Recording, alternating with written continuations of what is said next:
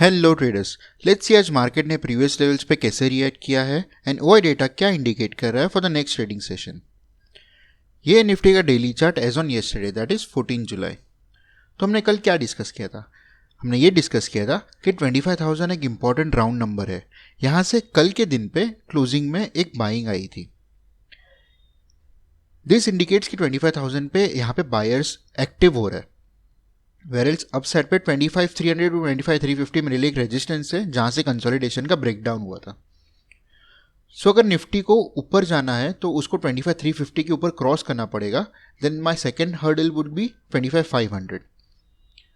But अगर Nifty को नीचे आना है तो 25,000 को क्रॉस होना पड़ेगा। एक बार 25,000 क्रॉस होता है तो my first target would be 24,800। 24,800 वो लेवल है जहां से सेकंड वेव ऑफ बाइंग चालू हुआ था। दैट वाज पहले 24,500 के अराउंड, सेकंड वेव वाज 24,800 के अराउंड।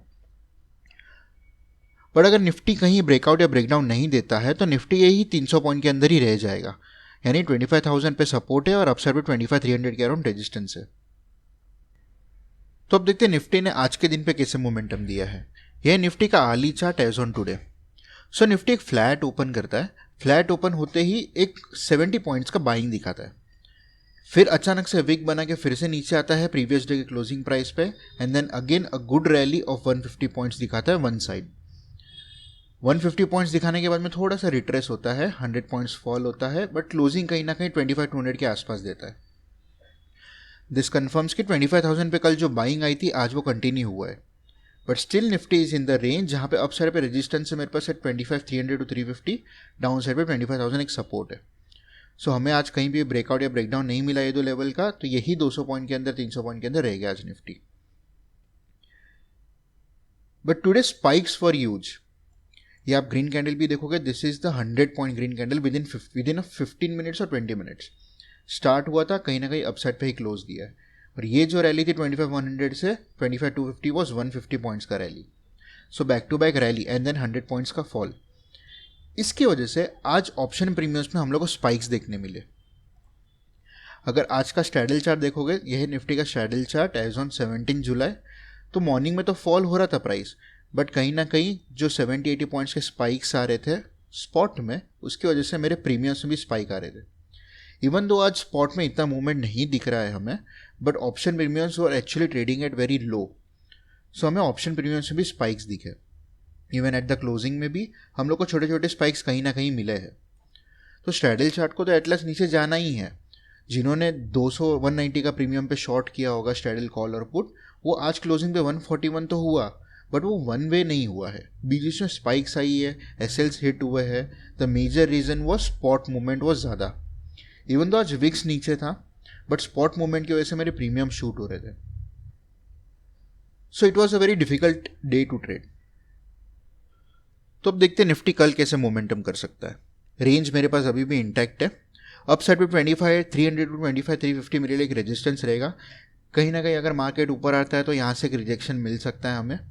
ये अगर ब्रेकआउट हो जाता है तो 25,500 टू 550 मेरे लिए एक वो जोन है जहाँ से अभी रिसेंटली सेलिंग स्टार्ट हुआ था। तो सेकेंड रेजिस्टेंस वुड बी 25,500 के अराउंड।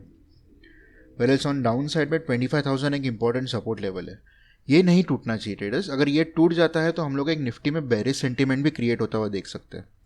अगर 25,000 ब्रेक डाउन हो जाता है तो 24,800 मेरे लिए एक सपोर्ट लेवल है, एक लास्ट सपोर्ट लेवल है, बिकॉज यहाँ पे मेरी पूरी की पूरी जो बाइंग आई थी वो खत्म हो जाएगी।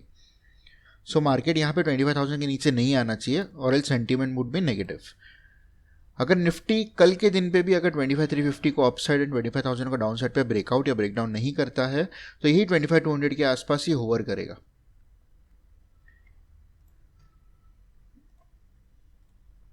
अब देखते हैं आज का ओआई डेटा क्या इंडिकेट कर रहा है। This is the OI data of Nifty expiring on 17 July.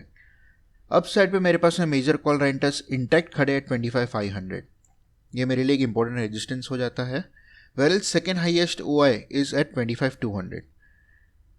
वेरल्स on down side 25,000 एक मेरे लिए सपोर्ट जोन है, बिकॉज यहाँ पे मेरे पास में हाइएस्ट पुट राइटर्स इंटैक्ट खड़े। Second highest put writers is at 25,200।